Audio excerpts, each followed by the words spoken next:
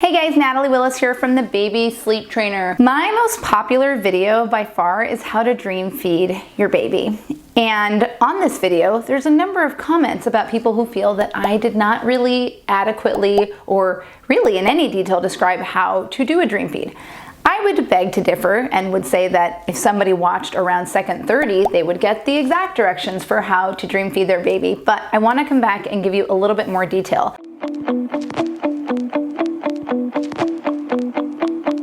Dream feeding is kind of like an insurance policy. Not all babies can handle it well. Most babies can handle it well if you keep trying. So even if your baby rejects a dream feed right at first, keep trying it, give it a couple days and try again. It gives you a lot of peace of mind that, hey, like I know my baby has had some extra calories before I go to sleep, they're gonna be able to sleep longer. I don't necessarily see that it solves a whole lot of sleep problems, but it's fine to try it. And if your baby does it and it's convenient for you, it's great. And actually it's a wonderful snuggly time for you to have with your baby. I recommend families start a dream feed anytime in the newborn stage, that's 0 to 16 weeks of age. And you can keep a dream feed until the time that you sleep train your baby, until the time they learn how to be an independent sleeper. So if your baby is 6 or 7 months old, you haven't done that yet, no problem, you can still do a dream feed. However, I find most children over the age of 14, 15, 16 weeks don't really tolerate them very well. It tends to wake them up. They can't really stay asleep during a dream feed. So it kind of backfires on you and it creates a waking where one didn't exist. Now here is how you properly dream feed a baby.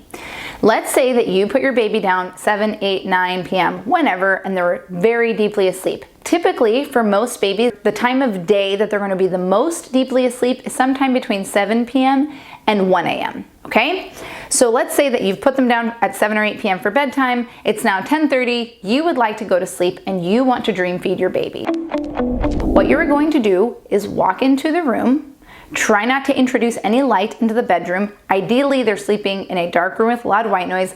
It's also really possible they're sleeping in the same room with you. Okay, so you're in the same room with them. Now, if you have a partner or a spouse or another caretaker, you can sit yourself down in a chair. If you're nursing, you can expose your breast. If you have a bottle, you can be sitting there ready with, whatever pillows you're using to feed them, okay?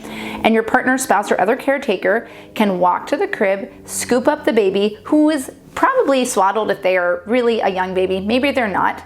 Now this baby is totally asleep, the most deeply asleep you're ever going to see them. So when they get picked up, they might twitch a little bit, but they're really gonna stay asleep. Then they're going to be placed in your arms. You're going to begin to nurse them or bottle feed them. The urge to suck is so strong that even in the deepest levels of sleep, most babies will start to suckle. They'll take however much they want. Sometimes it'll be less time than they take during the day to take a bottle or to nurse. And then if you feel that it's necessary to burp them, you can. Some families find that because the baby is so calm and peaceful and still and never really pops off the breast or the bottle, they don't really find a need to burp them. I'll let you decide that. And then they go back down in their crib and they stay the same level of asleep the entire time.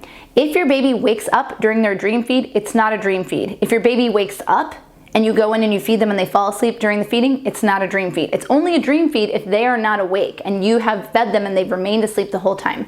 The alternative, if you don't have a partner or another caretaker, is for you to pick them up, scoop them up into your arms, sit down, nurse them, bottle feed them. Really, it works fine both ways, but the idea here with a dream feed is that they stay asleep.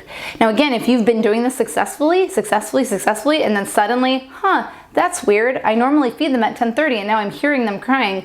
Wow, now it's 10 days later and they wake up every night at 10:30. That's because they've outgrown the dream feed. And now you've introduced a waking where one did not exist before. That's kind of a red flag that you might want to consider sleep training your baby. Plenty of videos all over this site. If you hit the little bell, you'll make sure you get all my notifications for any new topics that come up. But that might be a time to be like, I think that this baby doesn't need this dream feeding anymore. I've heard that some babies can keep dream feeds for like several months, and if that's your family, great. But that is the way that you properly dream feed a baby.